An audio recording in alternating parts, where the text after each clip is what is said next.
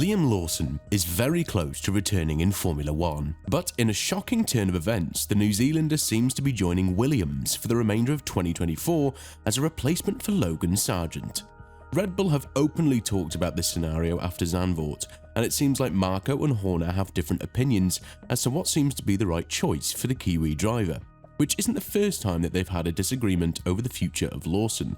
But can Lawson use this in his own advantage and make sure that Red Bull will pay attention to him a lot more? And if so, can he jump ship to a more independent team like Audi? Before we start our video, I'd like to introduce you to our sponsor NordVPN. Are you tired of slow internet and have your reasons to not trust online security?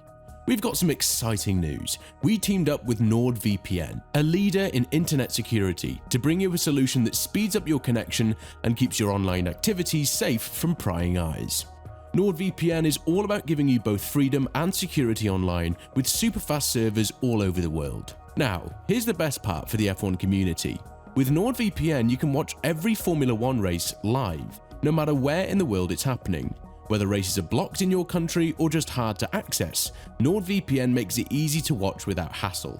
Just download the app, install it on your device, and connect to a server in a country where F1 is showing live. It's as simple as that.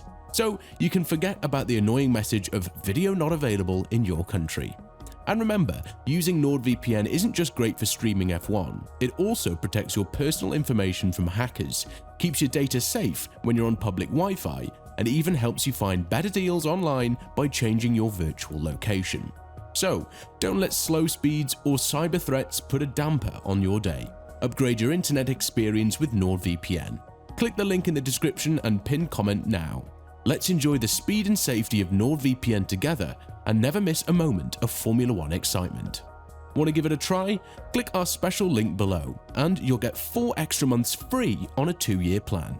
It goes without saying that Liam Lawson has been one of the most attractive pieces on the market when it comes to a full-time seat, and a lot of noise has been created by the F1 media due to the fact that Red Bull keep promising a seat but never actually delivered it in the first place.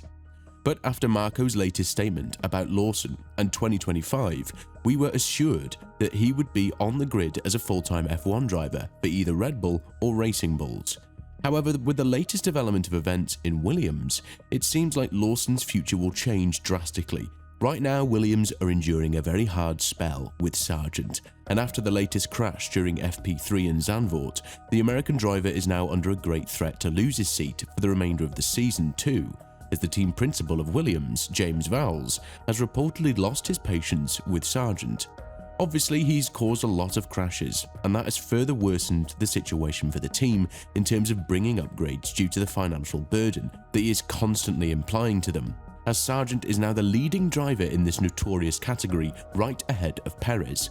But when it comes to the patience, it's a luxury that Williams cannot afford right now. Another very strong candidate for the Williams seat is Mick Schumacher, especially if you consider the fact that James Vowles is very close with Toto Wolff, and Schumacher has the same motives as Lawson, prove that he's worth of an F1 seat. Both of them have been considered by Audi, and it seems like the German team now has the luxury to pick from a large pool of drivers. And in a surprising turn of events, Williams has the opportunity to help them in this quest for the remainder of 2024.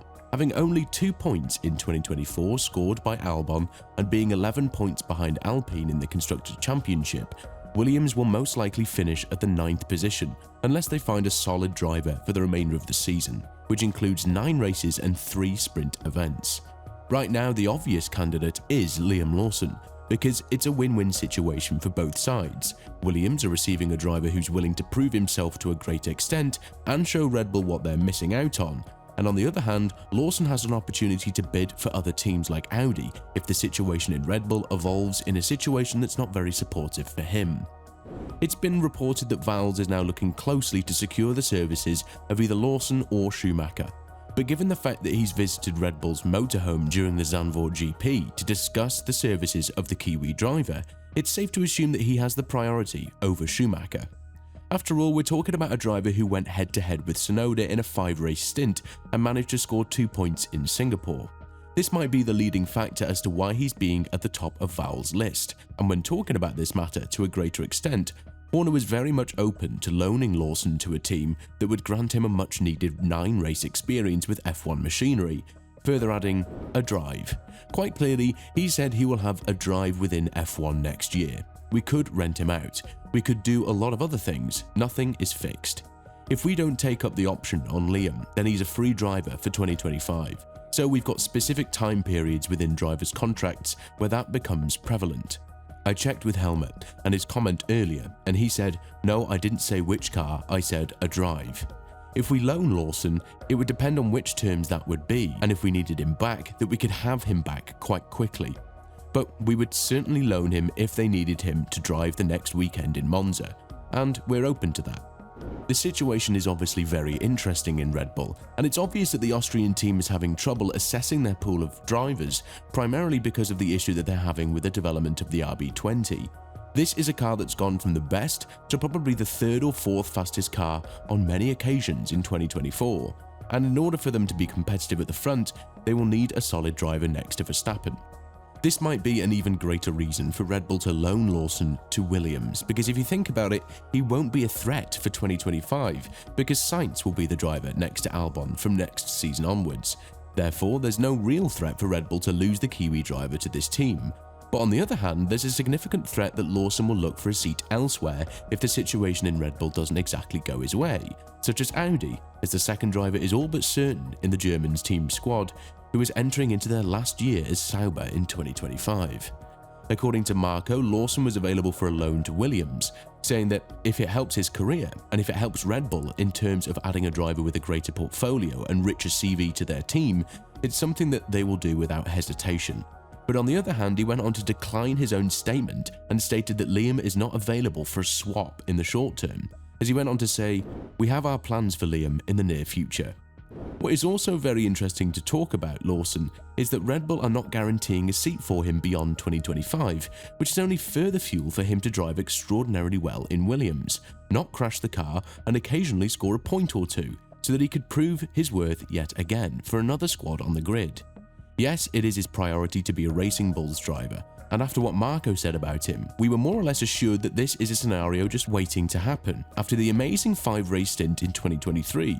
But judging by Horner's latest comments, it seems like it's not very keen on promoting Lawson to either Racing Bulls or Red Bull, which is yet another obstacle that the Brit and the veteran Austrian Helmut Marko cannot seem to agree on. What this goes to show is that the turmoil in Red Bull is visible from space, and on top of the issues that they have with the car that were quite visible in Zandvoort, now they have to deal with departing drivers that haven't even shown their true light yet, such as Liam Lawson. When talking about Lawson's future in Red Bull, Horner said, "Nothing is fixed. At the moment, we've still got a few weeks to make those decisions. Obviously, we know the situation with Checo and the contract that he has. With Daniel and Liam, there are other options within their agreement that obviously we won't talk about in public until things are concluded." The RB20 does seem like the priority that Horner needs to fix, and therefore, he is not very much interested in the entire Lawson Racing Bulls situation.